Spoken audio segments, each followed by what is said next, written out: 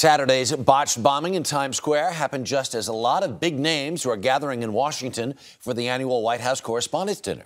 Talk about timing. Here with some comic relief on all the week's news are comedian Marina Franklin, CBS News contributor Rocca, and comedian Greg Giraldo. Good morning, everybody. Good morning. Y'all ready to go? Yes. Greg, let me start with you. Let's talk about this failed terrorist attack, or attempted terrorist attack in Times Square. Is there anything amusing about that? Actually, it's a surprisingly funny terrorist attack, attempted terrorist attack. The terrorists are getting a lot dumber. But what I'm finding interesting is that all the media outlets are really highlighting what he did wrong very specifically, just so the next guy can get it right. Which just seems like, I don't know who that serves. If you want those propane tanks to blow up, but they're really this is how to do it. We have our own weapons expert here to discuss what might happen. Like, he needs to get weapons grade fertilizer next time. Don't you feel badly for him, though? He's the Wile Coyote of terrorists. I mean, his bomb was from Acme. This is a guy who was rejected from every training camp he applied to. Right. Even the state-sponsored ones. And if we show him, then he doesn't have to go to Pakistan. Yeah, he doesn't have to go back for another 6 months training. He can just watch the fireworks experts that you guys had on earlier. And teach him, you just got to tie the fuses together, man. I'm sure the University of Phoenix will soon be offering an online course. Let's talk about the Correspondents' Dinner. I was there. It is a star-studded affair, to say the least. Well, yeah, most of the Jonas Brothers caucus showed up. But the thing, the joke that Obama made, and Obama did very well. I think it's easier for a politician telling jokes than a stand-up comedian. Sure, because you don't expect it. And that room is notoriously horrible. It's the Washington Hilton, but the Hanoi Hilton has an easier crowd. But the Jonas Brothers, the Jonas brother they have to watch out for is Frankie, the youngest one, the bonus Jonas, because he is age appropriate for the daughters. Oh wow! So the wild, definitely a wild card. Well, you guys, Leno was. I think the anticipation was he's going to kill. He's been exiled. He's back. What did you? I think that Leno probably thought that he would be like Kevin Eubanks. You know. the band guy?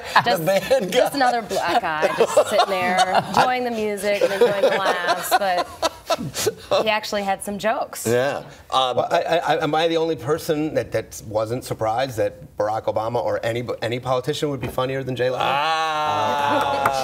CBS. There you go. Also, why are they surprised that there's usually like movie stars at political events. They go hand in hand. Politics. They like the spotlight. They like they're attractive and they're all about acting like everything's okay. Yeah. Well, you know what they used to say about Washington is Hollywood for ugly people. And Hollywood is Washington for really weird-looking people with all the reconstructive surgery. Let's talk a little bit about this kid who ran onto the field at the Phillies game. Can we watch it? Oh yeah, well we have to. Yeah, we're gonna watch it and watch it and watch it, and he's having the time of his life until. It didn't even make second. Yeah. Oh my gosh. Yeah. I guess what they have now in Philadelphia, at least, is a zero tolerance policy for. They might try and apply that at Times Square. Yeah. If you do the wrong thing, you're going to get it. What do you think about it? It's great that you go to me with sports because I don't watch sports, but basically this made it more entertaining for me. I mean, seeing out-of-shape cops chase a 17-year-old boy is definitely entertaining, and then getting tased. And if they added that periodically to a lot of games, it might, more people might go. And more to be interest. Fair, this was a first. I mean, this cop is the Jackie Robinson of taser cops. It's the first time. That a fan has been tasered on a field. Yes. Yeah. A lot of electricity, though. It's not particularly green. Right. Is that right? Yeah. I think he should have just shot him. Yeah. Wow.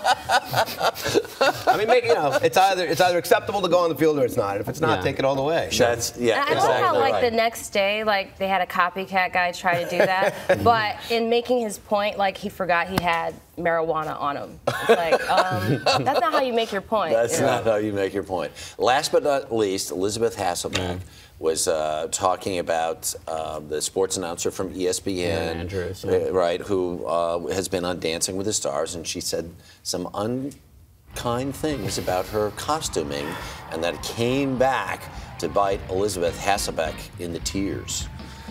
Right. She basically said that, right, that you know, the stalker who harassed Erin Andrews could have just waited and watched her on Dancing with the Stars to see her even more scantily clad. Right. And then she asked, Elizabeth Hasselbeck received counsel, as she always does, from her 5-year-old daughter on what to do.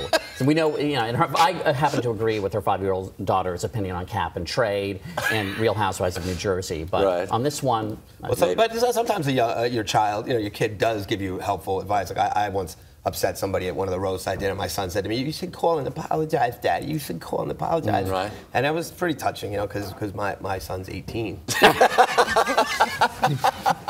That works for me. Well, Rocca, Greg Giraldo, thank you very much. Marina, we're going to get you watching more sports. Thank you.